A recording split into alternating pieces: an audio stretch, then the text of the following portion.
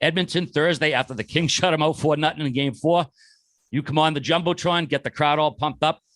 Adrian Kempe ends it 112 in OT. Now, have we confirmed, was that an Aaron dangle to you, or was that some other thing? 100%. 100%. I have watched that clip more times than people have watched the Zapruder film is that the Kennedy assassination? Yes. There is zero fucking chance. 1, he originally goes to, I think, shush the crowd. No. 2, he then maybe decides to be like, I can't hear you to the crowd. 3, it's my left ear getting the earring. He's on the right side. There isn't a chance in hell. And I watched it fast motion, slow motion, everything.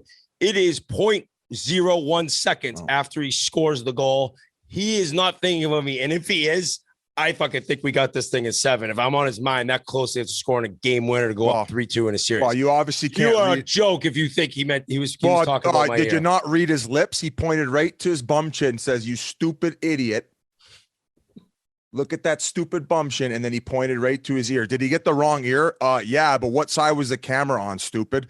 Right on the glass side. And did you see those Edmonton Oilers fans on the glass side? On the glass side. On the other side. What does that have to do? What does that have to do? Well, he had to expose his ear so everybody could see it to know what he was talking about. Now, did you see those 2 Oilers fans sprint up the stairs? No. As soon as right out of town? Buddy, Usain Bolt.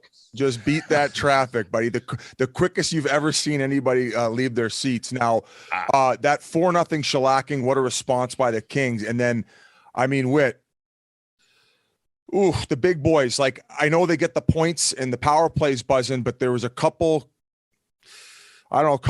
mistakes there, specifically on that overtime goal. He ends up burning McDavid, ends up burning Keith, and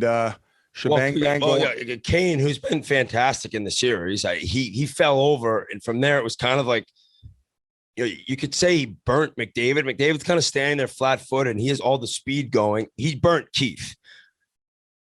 Keith had a tough play on an earlier goal on a turnover. There's just so many turnovers in game 5. Game 4, I'll go back to. Talk about a cold take. I came on here screaming about how we were going to end this thing in 5 games. That night they played a disgraceful start. And for a team that when Woodcroft came in had good starts, their starts were a strength of theirs.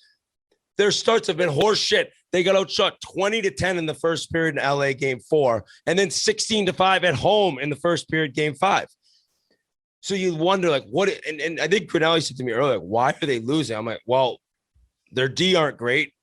I mean, Smith, I would say last night he probably wants a couple of those back. Oh yeah. But the thing about this series, and no, granted, there was 2 blowouts. I wrote down. LA has 2 power play goals in the series. We have 2 shorthanded goals. Our power play is 7 for 17. By the way, they're basically 7 for 13 because 4 of the power plays were in the blowout games. We didn't even put out McDavid and Leon.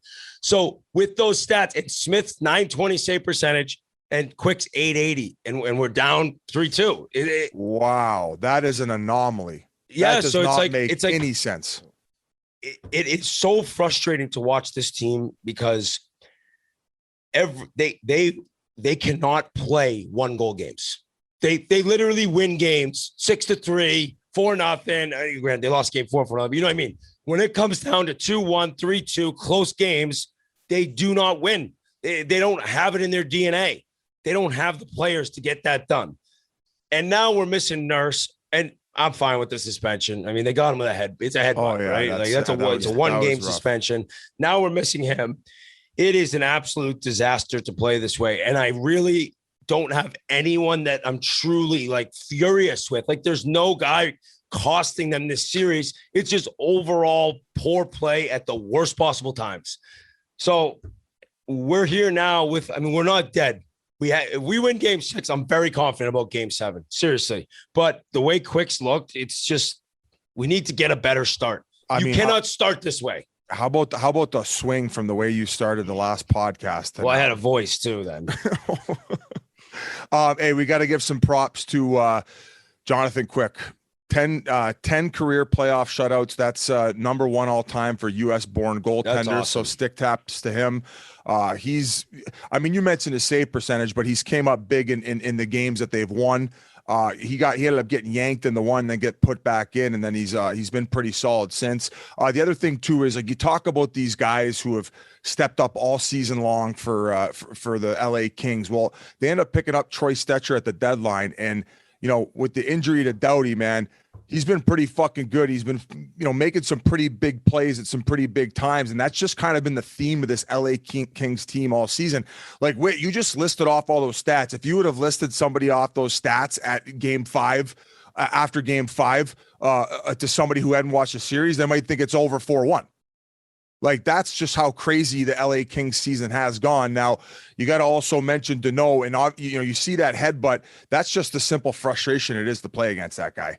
He puts people in pretzels, man. And I doubted his offensive ability when he was playing in Montreal, but all of a sudden he comes over to LA and he's got a little bit more help around him and a better power play. And all of a sudden, man, this guy's, definitely putting his name on the map, in these playoffs. So, I don't really have much else on this series, guys. What do you got? What do you got, Merles? The Oilers have depleted my bank account.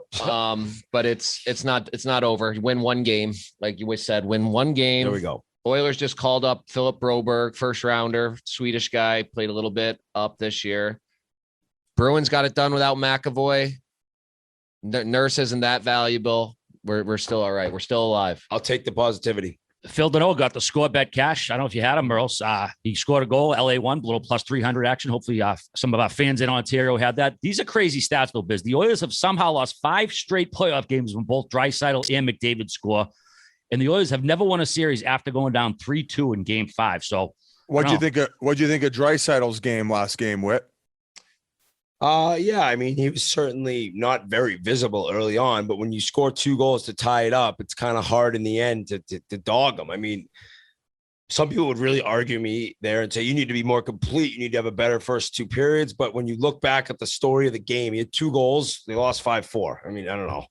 Fuck. What do you want? What do you want me to say? He's not the reason. Yeah, there was just a couple times 5-on-5, like the guys get caught in behind him and they end up potting a goal. I mean, like I get what you're saying. Like his offensive ability, specifically on the special teams, makes up for the mistakes he's going to make. I guess, yeah, you get one, give one, right? So what do you think the issue is if one thing can improve, and how do you feel going in game 6, no Nurse?